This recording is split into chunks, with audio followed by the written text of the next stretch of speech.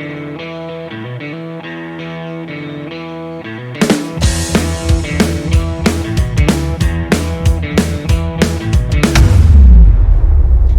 and gentlemen across the world, welcome to episode 10 of Desert Island Dickheads.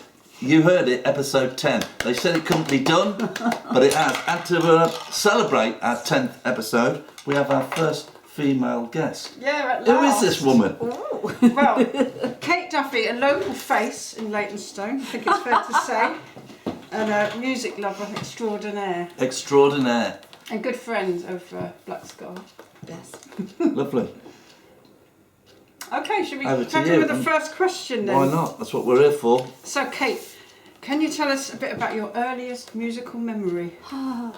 Long time ago. I do remember Cliff Richard, which obviously would not be a person that I would be sort of into, I guess, as I was growing up. But when I was very, very little, he was on the telly a lot. So this would be the late 60s, early 70s. And I used to hide behind the settee when he came on. I was fine with Doctor Who, but not with Cliff Richard. You were scared of him? I think so. Why? I don't know. I can't remember. It's probably the lip. Why I was scared. Yeah, very uncontrollable lip. But that was the 50s Cliff. Well, my mum and dad used to tease me and they used to say, "Oh, he's on again," and I used to hide and cry. Did they threaten you with I know. Cliff Richard? So that is my first musical memory. I don't remember any of the songs he did. And I don't remember being frightened. I think they just teased me and I didn't like being teased. Maybe it was the dancing. Power to all my friends. Could have been. That was that era. Could have been. Yes. Eurovision. In fact, it's the Eurovision Song Contest isn't it? tonight. Yes. So it is. Yes. Right, great. So, what was the first single you bought with your own money? Well, mine is 2 singles. I bought 2. In the same day? On the same day, from the same shop, in the same bargain bucket, with my pocket money. And I think they were 50p. There may have been 50p for 2, or it may have been 50p each. And that was from a local newsagent up the road. In where was that? In Wolverhampton. Wolverhampton, Yes. you say? So you're a Wolverhampton lass, eh? I am a Wolverhampton lass, Nice yes. one. Yes, all right. Ah. So do you want to tell us what they So are? yeah, so my first 2 singles. First one is Patsy Gallant, From New York to LA. I don't think I'd actually heard it when I bought it. No? But You wouldn't have bought it if you had. well, I don't know. I've never heard of From New York to LA, from New York to LA. It's very, very good. Yeah. And Rod Stewart, who I had heard, and that is clearly ex-jukebox with no middle, and that is You're in My Heart, You're in My Soul. You're in This my is, soul. to me, I get the Coronation Street vibe on these 2 singles, and she'll tell you why. She looked like Deirdre. Have you ever seen a picture of her? I haven't, no. I'm Yeah, Deirdre, she yes, looked like but not- Deirdre. And Rod, around this time, was into Leopard. Oh, and I Bet always Lynch. thought he looked just like Bet Lynch. Yes, yes. Yes. I think that Rod Yes. one is one of my earliest musical memories, actually. Right, excellent. And moving on, logically, what was your first album you bought? Well, my first album was called Street Level, and it is, as it says on the cover, 20 new wave hits. Nice one. I probably only heard of 2 of them at the time. Really? But I bought that with my own money. It was, I think, $3.99. Oh, look, it's Ronco. I didn't even realise that. It is What's that an record original label? Ronco, which was kind of compilations. Yeah, it was that like they were budget. doing. Yeah. Did they used to make electrical goods as well, I think, didn't they? Quite possibly. Maybe. And it was $3.99, I seem to think. That was that in the 70s. So this would be round Yeah, about 70s. 79, I think. $3.99 from where? What? It was from Boots in Dudley. Dudley? Yes. Yeah, it's hard to remember.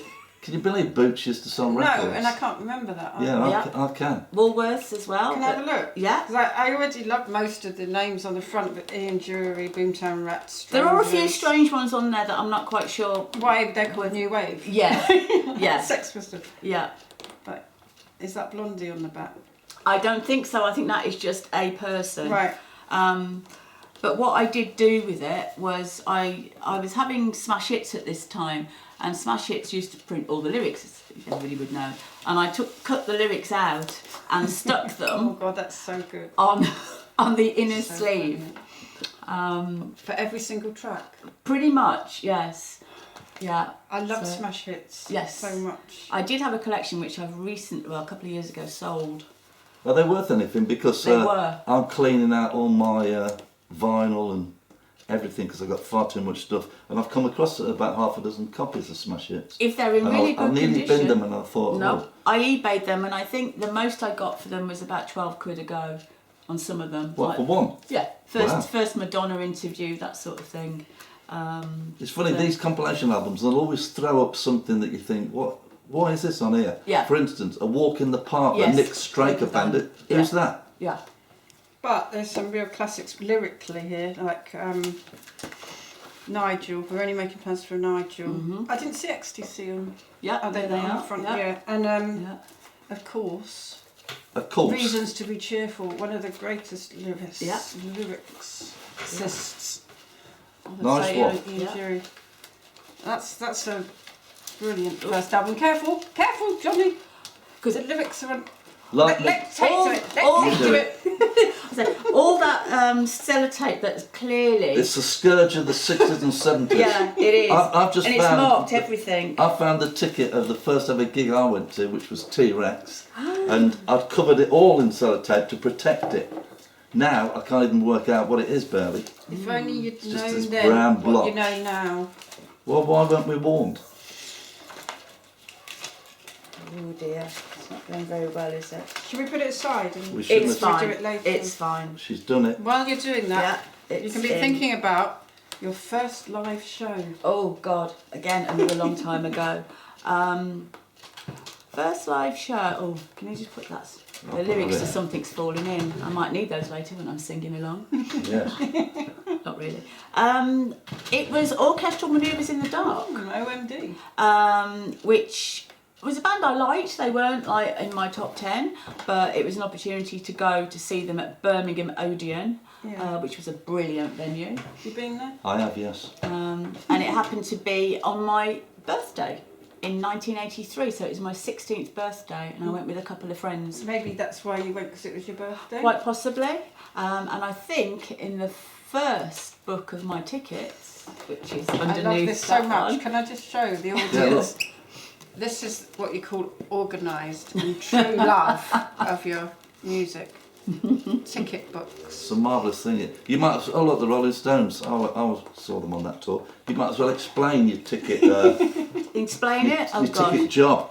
Yes. So Show it. I work in tickets. I'm very lucky to work in tickets. So it does. You're not one of those. Any tickets? No, Got any no. spares? I'm not a ticket tout. That's Although some of the companies I've worked for could possibly fall under that heading now.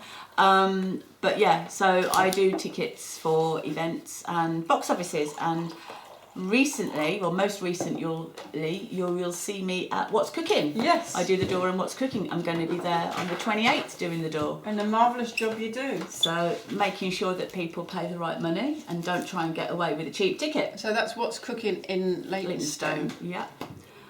The #1 venue, I Yes. hear. Country music, rock and roll. Yep. And the rest. Right, I'm still a bit overcome by these. So I need to take Would a you breath. like me to lend them to you? I was just saying, you've obviously always had a love of tickets, that you've got them, and you've worked in tickets. Yeah. Well, they're not just tickets. They're, I know, they're a memory. and they're art, slip aren't to they? remind They're you. history. Yeah. History. There's a signed one there by Dave Garn. You've just Right, gone this is past going to it. be... Dave who? Dave Garn from Depeche Mode. Oh, right. Wow. Yeah. Signed. This is going to be a difficult question. Your favourite live show? Favourite live show, I've got to say, was the Undertones, because they are my favourite band in the whole wide world. Funny enough, whenever I saw Feargal Sharkey, I used to hide behind the settee. What a funny looking boy. Yes, yeah. Face Is has he been still hit by going, a Fergal? walk. Yeah, he's a big waterman. Yeah. Oh, yeah, he campaigns He's for doing really. I clean mean, water. yeah, he's actually probably doing better in that than he ever did in the band.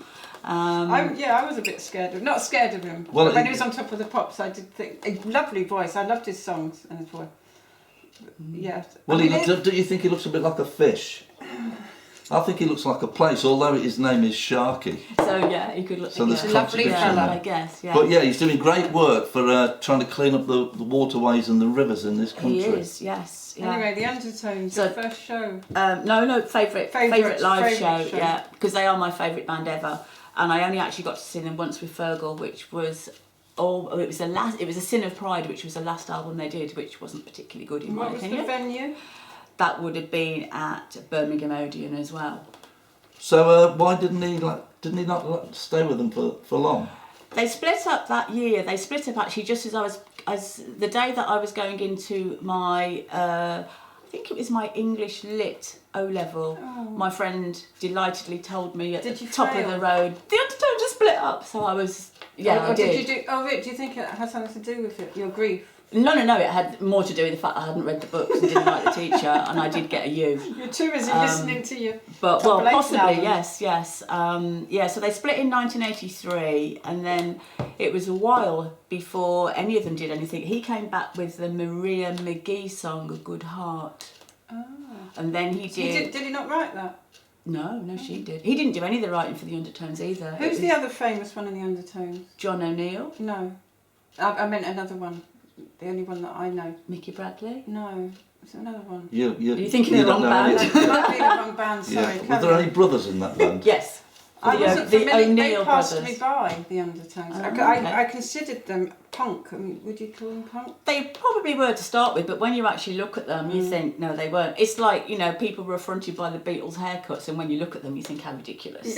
Yeah. Yeah. There's nothing strange about that. So it was the last time that they played Birmingham, and only the first time that I got to see them With with him. him. Yeah, and I have seen them since, because obviously they reformed with Paul McClure, and he does it in a completely different way. He's a lot younger than them. He was a fan, and they're fantastic.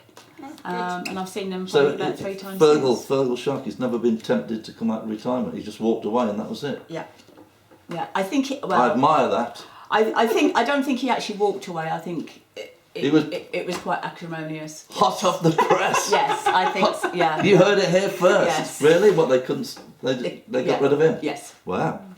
Yes. He was boring the shit out of them, talking about rivers and waterways and stuff.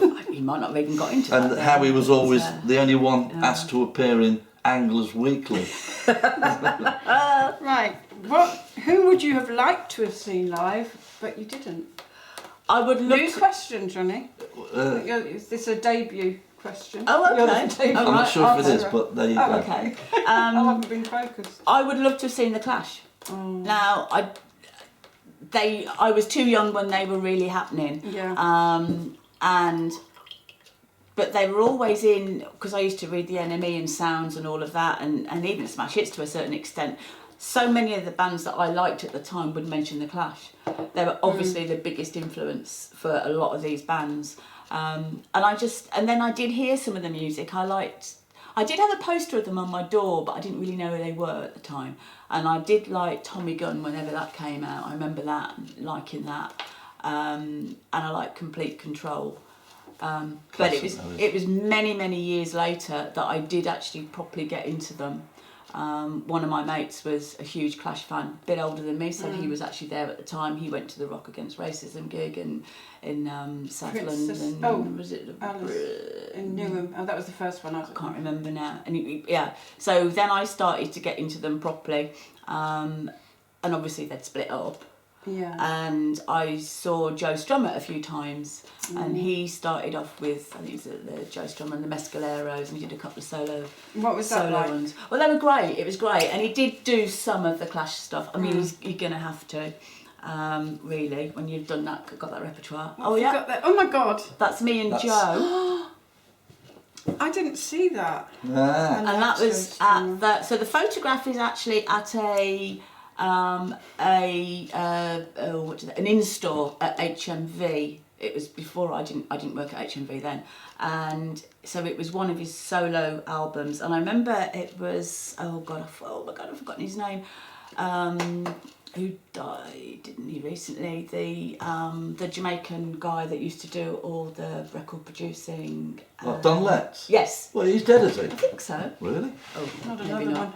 one. Maybe not. He Maybe, is now. Maybe You heard edit, it here first. Maybe edit that one out. Don, you heard it here first. Maybe edit that out. No, he might be. And he was he was doing some DJing, and Joe was doing a bit of a gig. So I met him there. But the ticket is actually from a poetry reading event at the Astoria, or even I think it might be in the LA2 when that venue was there. And I spotted him, and I went up to him and said, "Could I have your autograph, please?" And he was lovely. And was he reading poetry? He'd gone to see Keith Allen reading poetry, and Keith Allen is the goddaughter of Jazz, his daughter, one of his daughters. Oh. So there's a connection. The Godfather, yeah. yes, yeah. Jazz. Jazzy, his daughter, yeah. And all I got on me for him to sign was a tube ticket, and he said, "That's really punk rock." So, but he was lovely. What a memory. He was lovely. Very sadly, he was only 50 when he died. Yeah. Dropped down dead, didn't he? Heart attack, I think. Well, apparently, I think Penny had gone for a walk, and when she came back, he was in the chair, and that was it. Yeah. So. And he used to run marathons. It's a strange life, isn't it? He used to run marathons and drop down dead. I eat marathons and I'm still going. There's no justice. Okay, so in the you would have been a teenager in the 80s. Would you have identified, because this question is a bit geared towards those teenagers in the 60s, but I shall ask it anyway. A teddy girl, a mod, a rocker, a hippie, glam rocker, punk, heavy metal kid, goth, new romantic, or a soul girl? Well, I suppose, I mean, to be fair, I suppose I would have been a punk if I could have got away with it at 11 years old. Yeah. I do remember buying hair gel, country-born hair gel, and trying to get my hair to stick up, but it wouldn't. And it looks like it did stick up. Well, actually. that's oh, hang on a minute.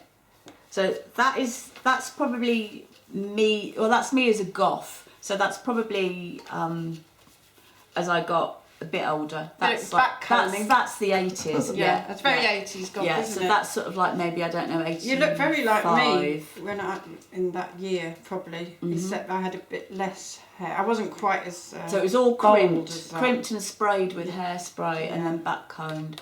And then I had to go to work the next day looking like that. The expression is exactly my expression in every photo in that era. So I was a bit of a... Although I was a punk, I was too young to be into the style of it. I felt the same, you know. Wouldn't have let me. I would have liked to be punk.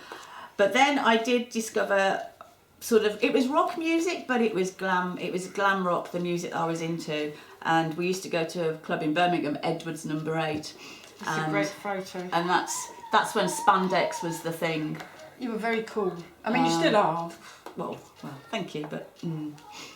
Was glam rock particularly big in the Midlands? Because you were very into glam rock, weren't you? No, it was nationwide. Yeah, I know it was nationwide, but I just feel... It was still big in London, because we used to come to London, we used to go to the St Moritz Club and those kind of venues, and there was some venue on Oxford Street we used to go to, the Hellfire Club, and it would be people still wearing the same clothes as us. This would be sort of like the late 80s, maybe about 88 through to the early 90s. Well, that must have been like a revival then, because glam rock was well finished by then. Wasn't it? Yeah, I mean, this is not in the 70s. And would these have been different bands who were classed as glam rock? It was like the new romantic. It was it was like new glam rock, really. Yeah, it was. So was who new was stuff. Give me an example of new glam rock.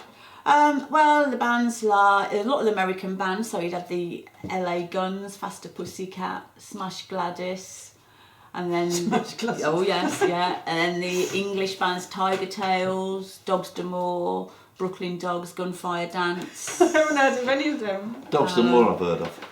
Those are the kind of... When I met you, you looked like this. So that's kind of...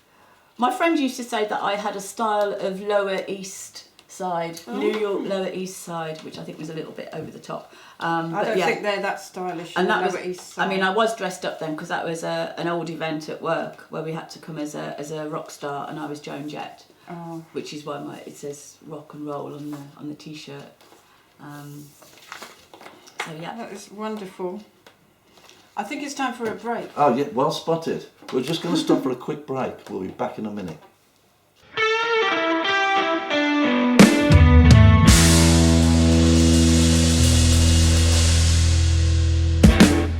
Right, here we are back with Desert Island Dickheads with our wonderful guest, Kate Duffy. Yeah. Next question, Emma Scarr. Okay, what song did you fall in love to? Ooh. I found this probably the most difficult question, to be honest. What, have you never been in love? No. No? Yes, of course. Yes, of course. I am now. Oh. I have to say that, don't I? No. No, I am. So yeah, I found it quite difficult, that one. And then I actually realised there was a song that I remember in the sort of probably early 80s, but when I heard it, it got me into a whole style of pop music of the day. That was a song called Sugar Bridge by the Bluebells. Of course, they went on to have a big hit with Young at Heart. Yes. The second time round, after it had been in the Renault advert or whatever it was. But yeah, so I kind of became a Bluebells fan, and all the records that I associate with them. There was a lot of Scottish bands at that time. Aztec Camera. Aztec Camera, Orange Orange Juice. Juice. Yeah. I supported Orange Juice. There was That's quite the Right, Bluebells. so this is the Bluebells. so that's the single that I had. Emma's been to see the Bluebells. The flowers up the Just road. just round there. There's a massive field of bluebells. Don't promote our Bluebells, people trample on Do them. they? Jesus. The fiddle player on Young at Heart, was he not part of the band? What was his name? Bobby Bobby Valentino. Valentino. He wasn't part of the Bluebells, no. That's he, the only he one I'm just, familiar he just with. Came, yeah. But Was he anyway, in that picture? No. No. because that isn't No. even the same single. But yeah, you tell us about. So yeah, so I was very excited. I think I So was, who did you fall in love with, or what did well, you fall in love well, with? I fell in love with the tune. I loved it, absolutely loved it. And it also had notation on it.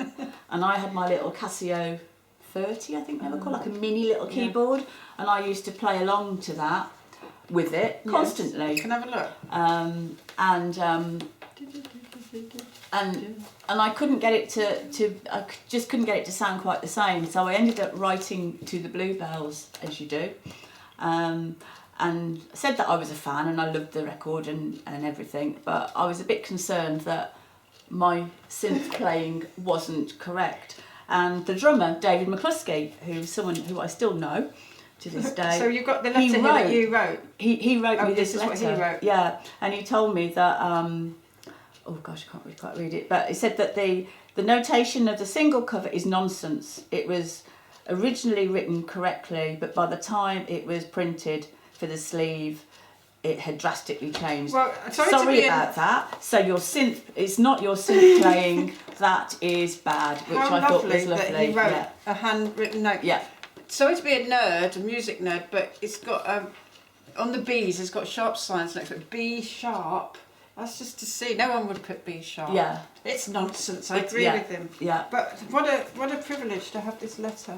And so I kind of got into that kind of pop that was I happening. just love that he's Funny written enough, in red biro. I've just put some Aztec He's got a Camera. heart, or did you write that? Oh, I did that, of course. I've just put some Aztec Camera in the bin. Oh dear. CD singles. Oh. Do you know what my favourite Aztec Camera track is? Good Morning Britain. Which Mick is Jones. Mick on it. Jones, Come yes. on, Mickey boy. Yes, that is a very good. That's a That's great very song. good, actually, isn't it? Yes. Right. So, who inspired you? Oh, we haven't said that you're a musician yourself, but what Well, do you I'm not play? really. Well, you do play. Well, I play, yes, but I'm not a musician. I'm You not are like a you musician. two. I'm not a We're musician. all musicians. So, Who inspired you to pick up your instrument, and what is your instrument? well, I play the whistle. Well, I've tried all sorts of things, but the whistle is the one I've stuck with. Yeah. It's the one that I seem to have the most success with. But the whistle and bass guitar are two of my favourite instruments. Bass guitar, always loved that bass sound from when I was a kid listening to music, and absolutely loved Susie Quattro. Yeah. Susie. And just thought, oh, that'll be dead easy. I can play a Yeah, bass people guitar. think that bass guitar's easy, but I've never really tried it. Yeah, I I've just tried think I'd be it. so easy. I tried it, and unfortunately, I decided that I'd do it the quick way. I like to learn. I don't like to do all the bothering with the learning. I just want to be able to play the songs. And so I learnt songs via tab, which I think was a mistake, Do you? rather than actually learning the actual notes, because I can't even tell you which string's which. Yeah. I think there's something to be said for that, though. So it was a quick way to learn, to start playing, which I did, and I've got a bass guitar, and I do. Well, it's been a long time since I've actually played it, but we've also got now a uke bass, which Danny thinks I might be better off with because it's a lot smaller. Who's Danny? Danny, Danny Jones. Yeah, but the world don't know who he is. Danny, not the one from McFly. That's a shame. So Susie Quattro I guess she kind of indirectly inspired me to learn the bass at some point, which I'm still learning. But I also like the whistle. But I like the recorder. I played the recorder when I was a kid. Yeah. And in the mid-90s, early 90s, mid-90s, I discovered, I got to know a London band called Neck, someone that you've had dealings with them. Good old Lisa O'Keefe, who sadly is no longer with us. And I used to go and see them a lot, like every week, because they had residencies in pubs. Yeah. And they had a girl playing the whistle, Marie. And I thought, that's not that dissimilar to the recorder. And she kind of basically inspired me to learn the whistle. I think the young Marie McCormack, and I always say the best whistle player in the world. Yeah. I've never heard someone that is just a natural player of the whistle. She can just hear a tune and she can play it. What about your mate Marie? That's her. It's the same person. What? Is it? It's a long time ago, but Jesus. So that's like the 90s. Well, are you listening? That's about 1995. I didn't know it was her, looking at that photo. She's the best whistle player, that's about musician ever. She's fantastic. Very good. And she did inspire me to learn it sort of a bit more properly. Yeah. And also it's been lovely because I've actually seen her with some of your sessions, which is great because it's nice to play traditional stuff, and you can do that with those kind of musicians. Yeah. I used to play along with the whistle part that she was playing on all the Neck albums. Didn't you play with Neck for a while? Didn't play with them as such. I did sessions with Lisa a few times. If Marie wasn't there, I knew some of the songs and I would do that, and Lisa would just let me do it because he was a nice Talking about Susie Quattro, my mate sat next to her on an aeroplane. Oh. Ah. What mate was that? Jerry Spangles, who we had on Desert Island. We have, yeah. And also, did he mention that in the she show? came round to another friend of mine's house for tea. Wow. Oh yes. We just non-stop name dropping. Boing. Right, from the song you fell in love to, the song you'd want played at your funeral. Ooh. Again, that was a bit of a difficult one. Yeah. Also, you don't really want to be thinking about that. But then, well, not really. I can't stop thinking about it. Some people don't like it. But then I did think, well, maybe, it's time that I did think about it and then make sure that it's actually what I want played. Well, it's not implied that all our guests are quite close to the No, hopefully not, yeah. So it's for lots of reasons, really, but it's a song called The Green Fields of France, also known as No Man's Land. And the first time I ever heard it was on Janice Long. I've still got the cassette somewhere, I think, tape off the radio. And a band called The Men That Couldn't Hang were doing it. And let's hope they're not burying you because you've just been hung. Well, hopefully not. Let's hope that's not an omen. And again, it was a big discovery for me because I still go and see them regular, and Phil Hodges from the band. Yeah, see your him mates, quite a lot. aren't you? He's lovely. Yeah, he is. Yeah, he's a great musician as Actually, well. I think it was you that got me into the Men They Couldn't Hang. Oh, did we go and see them at the? We saw them at the Tap. That was Phil Hodges, and then Hodges. didn't Danny do you a CD? I think Danny did you a CD. I or bought a something. CD. Oh right. I actually ordered it. It's a really quite a fancy, not a CD, a record.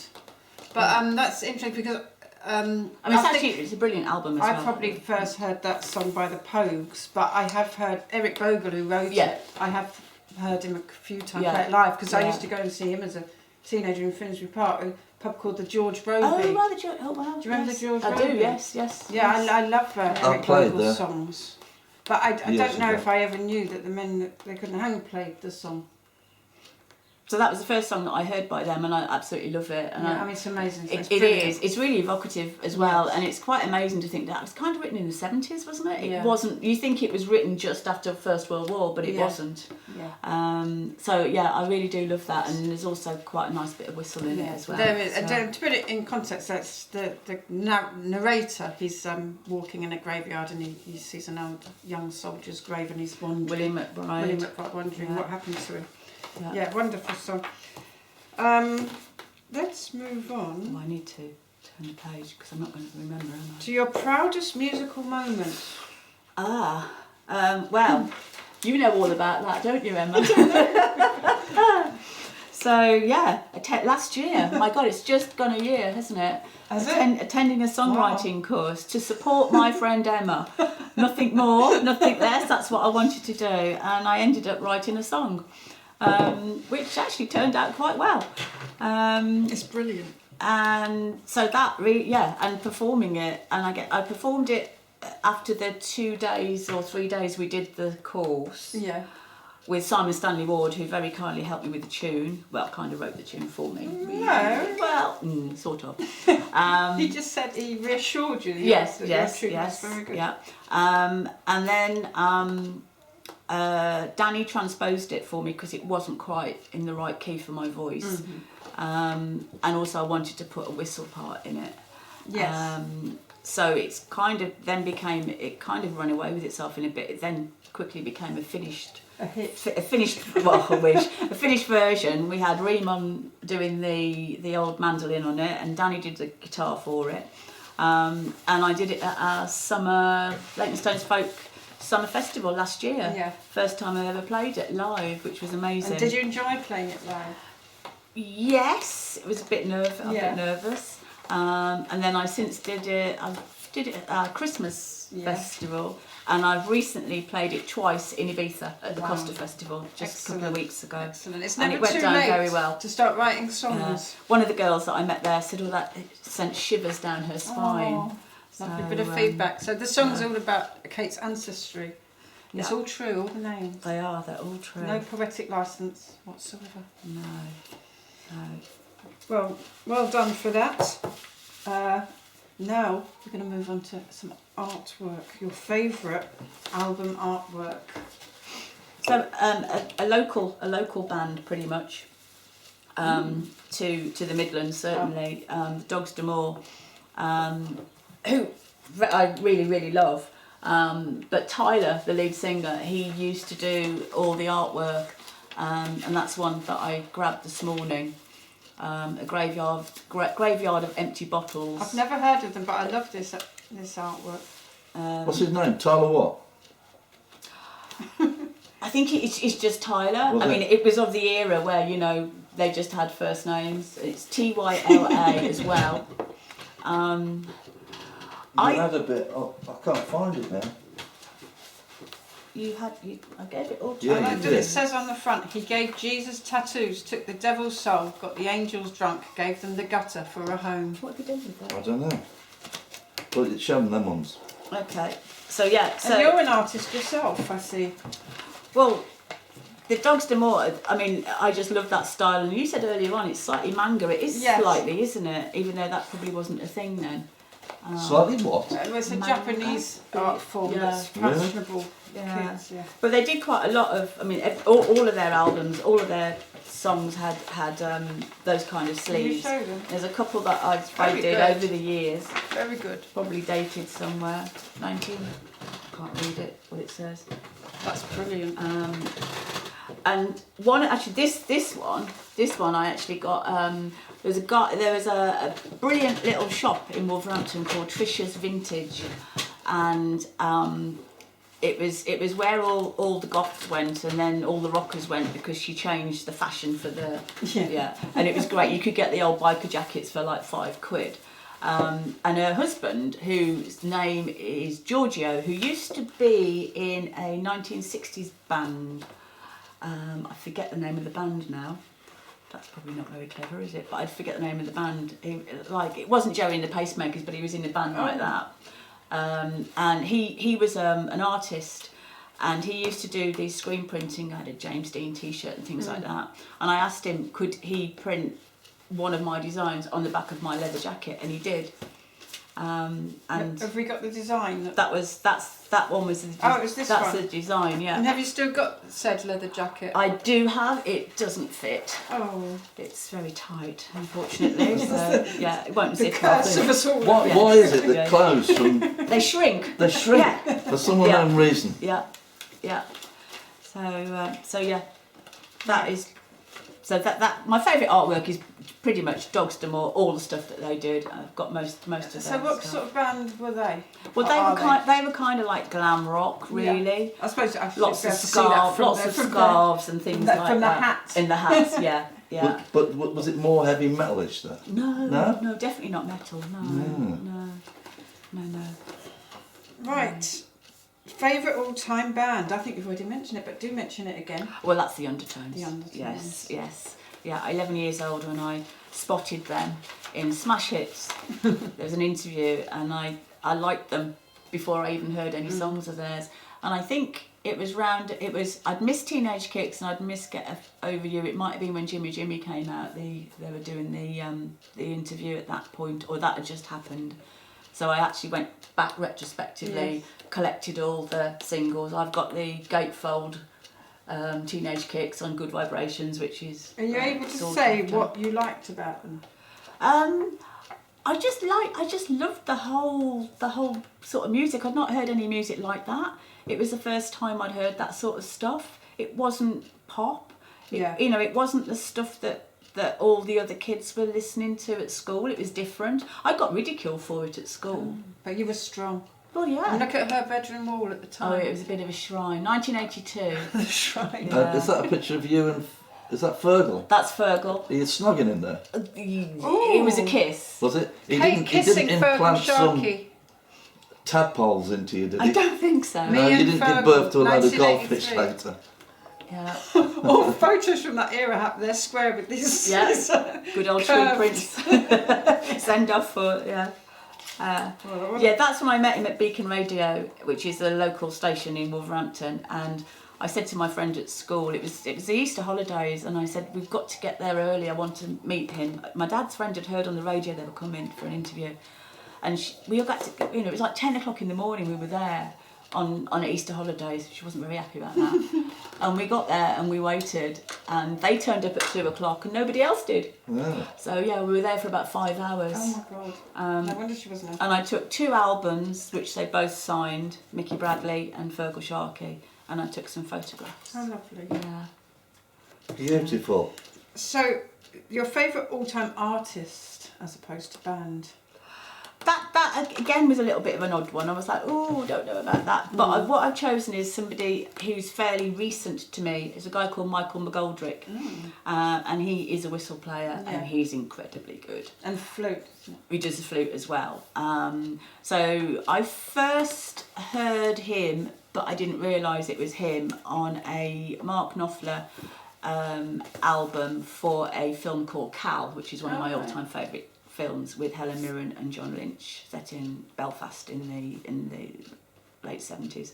And the music's fantastic, and there's a lot of whistle on that, and it turns out it was him, but I only found that out when I got listening to his other stuff. Yeah. So he does some fabulous stuff predominantly with Mark Knopfler. And I picked up stuff from that when Danny likes Mark Knopfler, so I got into some of his CDs, and it was like, oh, this is this whistle Because player. if it's the same person, I know him from more sort of traditional dance music. Yep. groups. So Is that the same? I think bloke? so. He's from Manchester. Yeah, and he's married to a famous folk woman. I don't know about in that. it. But he does do The Lark of Leeds or something. I'll have to look after the right, okay. I'll be interested. Oh, right, okay. So he plays sometimes with John Doyle and John McCusker, and they're both sort of traditional sort of instrument people. Yeah, I mean, I think he's the go-to whistle flute player He seems from to this be. country, really. So I've seen him a couple of times. He's also in the transatlantic sessions with Yeah. those two, which is Yeah. brilliant. And I've seen him a couple of times with the two of them at the Irish Centre in Hammersmith, which is absolutely lovely. And the first time we went, they were milling about afterwards, and I did go to talk to him, and I just started to learn the low D whistle, which, as you know, is quite a big, quite a long instrument, and I was having problems doing the stretch. And he actually showed me how to do a piper's grip. And basically, what is the piper's grip? well, rather than trying to play that way with the little pads of your fingers, as long as you cover the holes. So actually, they do play a bit like that, don't they? Yeah, as long as you cover the holes, that's fine. Ah. So It's funny. he showed me how to do I once that. earned £600 for playing the whistle. Yeah. What are you looking like that for? No, I'm just waiting for the punchline. There's no punchline, that's true. What sort of I got a job, because I used to be a supermodel. I got a job for Hugo Boss, modelling job, and I was a referee, and I had to blow the whistle. £600, I'll take that, thank you. Sure, you give Michael Goldrick a run for his money. Oh, absolutely, yeah. Okay, so favourite album? I found that Very hard, difficult, yeah. yes, yeah. And every time, I'm out at the gym or sort of travelling on my own and I've got my iPod in and I'm listening to something new, or listening to something will come up. Yeah, of course. I think I've got like 9,000 songs on there, and it's like all of a sudden I'm like, oh, remember that was great, that was great. So I kind of picked an eclectic mix. Yes. Which probably doesn't really fit with what I've been sort of saying about all of the music I like. But ABC, Lexicon of Love, what a fabulous album. There's not a bad track on that. Poison arrow to my heart. And all my friends say to me, Martin. Yeah, Martin Fry in his gold lame suit. So I was really into that. And it's a very confident kind of music, yes, isn't it? Yeah. Produced by one of the Northeast's finest, Trevor On. Of course it is, yes, yeah. So A couple more mentions here. Okay, another great album, not a bad track on that, and I still like the band to this day, the Icicle Works. Just brilliant. I can't sing any It's a bit of a disappointing sleeve though, isn't it? Yeah. What is it? It's, I don't know actually, it's kind of like... icicles. Is it a tree? No. Well, I think it is supposed to be like tree and sort of like foliagey things. Right. I mean, one of their tracks on that is a tree in the desert, so I don't know whether it's to do with that or something. Is this your favourite album? It's my favourite Undertones Is Feargal album. on it? Feargal is on that, yes, yeah, and that is the Hypnotised, which is brilliant. And it came with, inside it had, which is not there because it's in one of my Undertones scrapbooks. I have many of those. It came with a punch-out lobster. Oh, because a lobster. Very fishy. Lobster. There's something going on about. Yeah, Well, which looked like that. fish, Yeah, lobsters on their shirt. because and it had a little hole in it where you could hang it up as a mobile thing, but. I had it on the wall at my bedroom, obviously. No doubt you did. But now it's with the in a plastic scrapbook. cover as well. Don't be. I've just been sorting all my albums out, and I've had albums in plastic like this for 50 years at least. This is the and noise some it of them makes. It's awful, have isn't it? melted into the sleeve. Yeah. So what we thought was a good idea, Yeah, they yeah, stick. don't Yeah. They do it, stick, Yeah. and it pulls the thing Yeah. off. Before we go on to more questions, we're just going to have another quick little break.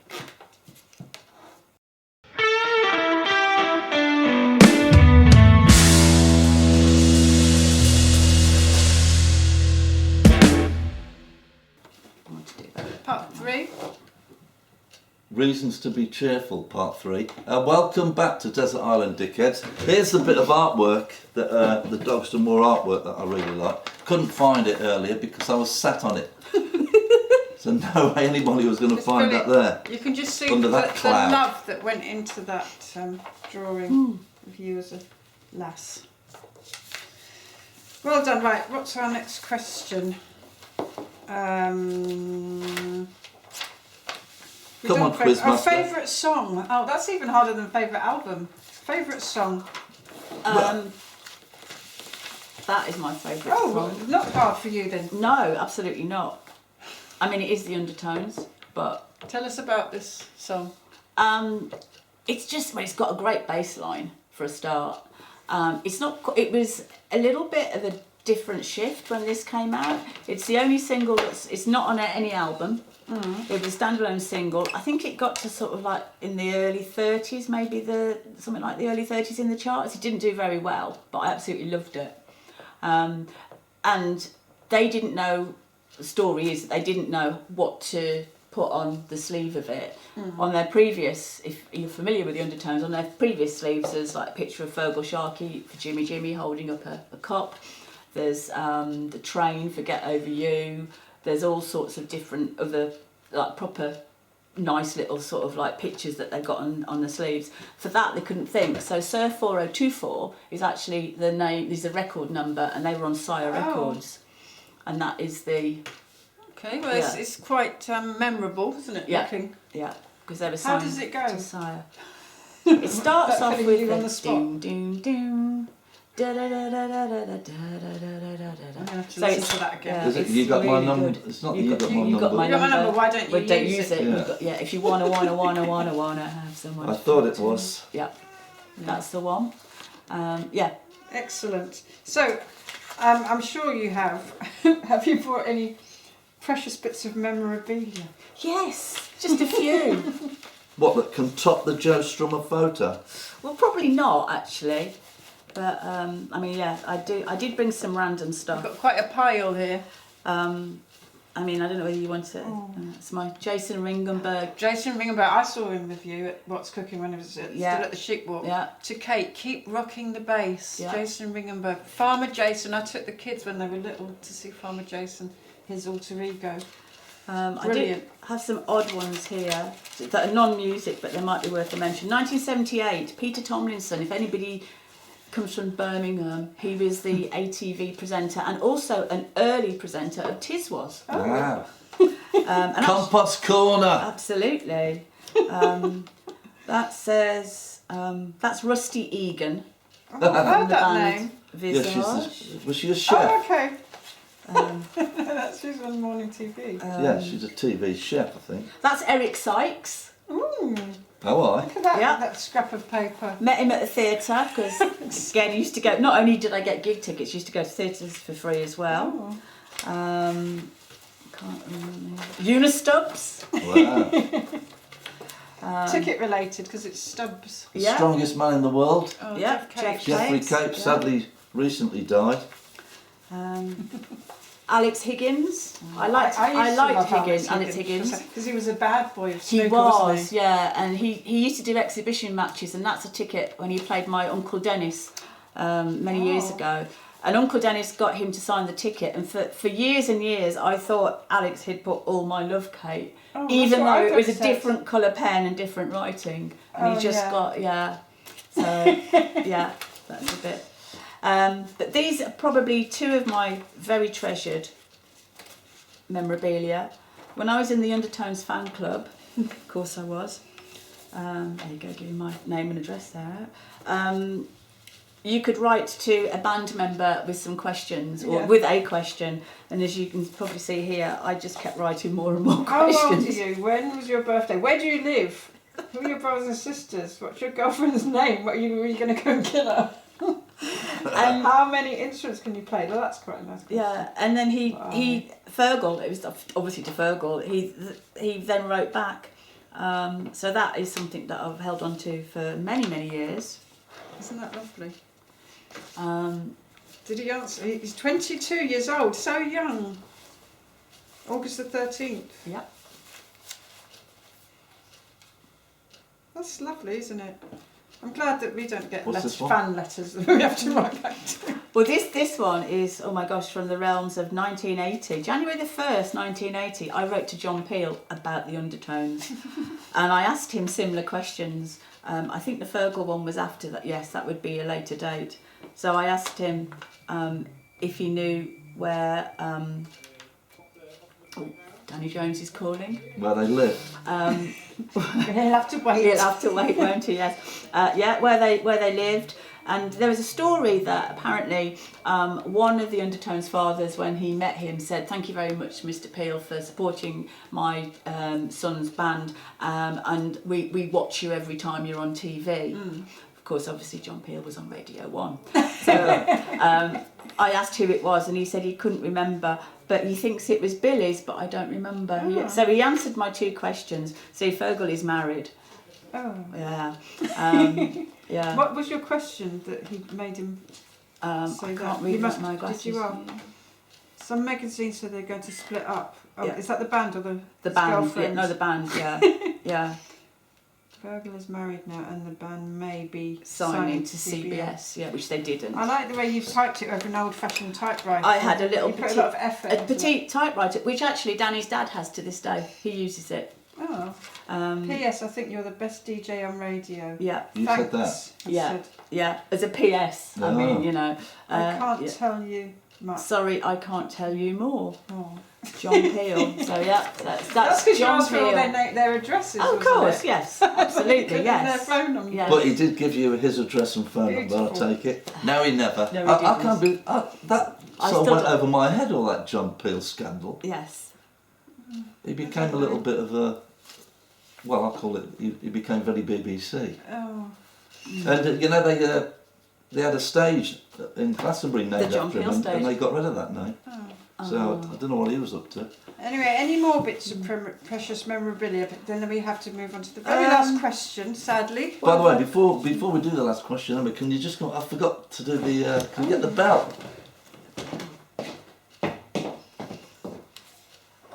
Fantastic. In fact, I didn't even bring them.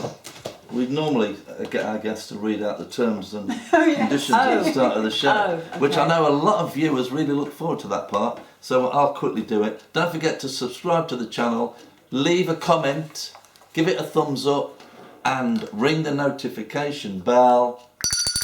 Ding dong. Right, well, Kate, thank you for being a lovely guest and sharing Marvellous your guest. obvious I really passion. enjoyed it. It's been This is lovely. the most music. comprehensive back catalogue of records and But memorabilia. she's been researching for 6 months now. Well, that's because she's got so much stuff. But it's great to hear such passion for pop Yes. music. And long may it live. Can you recommend something you have discovered lately to our viewers? Recently, me and Danny have been to Costa Festival in Oh, Ibiza, yeah. which is like a folk festival, but it's a little bit more, it's more warm. Americana. Sunny. It's lovely over there. And one of the bands that was on the first day was a band called Harbottle and Jonas. And we'd heard of them, I think, from Ian Anderson's folk show and Mark Ratcliffe's folk show. And they were just superb. Just two of them. They're married. They're together in real life. And Freya Jonas has got the most beautiful voice. She really has. She does a lot, well, most of the singing. She also plays harmonium and kick drum and things like that. And her partner is Dave Harbottle. And he plays guitar and sings as well. Got a nice voice. They're from Devon. They did a collaboration with Reg Muros. Oh yeah, love him. Songs of Love and Death, I think it was called. And so we'd sort of heard of them at that point, but never seen them. And they were just great and just a lovely voice. And they did a meet and greet the day after and did some songs as well. And they actually did the Leaving of Liverpool. We just walked in as they were playing that, so obviously we were like, oh, that's interesting. And they actually met in Liverpool, so we think probably they were students. They met there, and it's a song that they always play because it reminds them of those times. Yeah. But they were great. They've been going since 2014. They've done quite a few albums, and they're on all the socials and all of that. We'll look out for them. What was that you were saying about Ian Anderson? Is that Ian Anderson of Jethro Tull? No, it's a Scottish man called Ian Anderson. He is Scottish, Jethro Tull's Ian Anderson. But he doesn't stand on one leg, this one. No. He does. Does he wear a codpiece? I don't think so. Outside his Well, on the underpants? radio, who knows? On the radio, who Tights. knows? But yeah, no, I don't think so. It isn't the same No. one, no. Right, well, thanks again. Is that Thank it? you. Yes, Wow, it flew by. it's been marvellous. Thanks for coming, Kate. It's been Oh, excellent. you're welcome. I really enjoyed it. So don't forget, do all the usuals. You have been watching Desert Island Dickheads, and we will see you again on the next episode. Thank you. Oh, before we go. Oh yeah, you've have we your got gift. something for you? Look at that. It's the fridge Wow. magnet. Oh, excellent. Thank you. Desert Island Dickheads fridge magnet. Isn't that amazing? Isn't that amazing? Thank you very much. Beautiful. I will put that on the fridge with pride. Lovely. Thank you.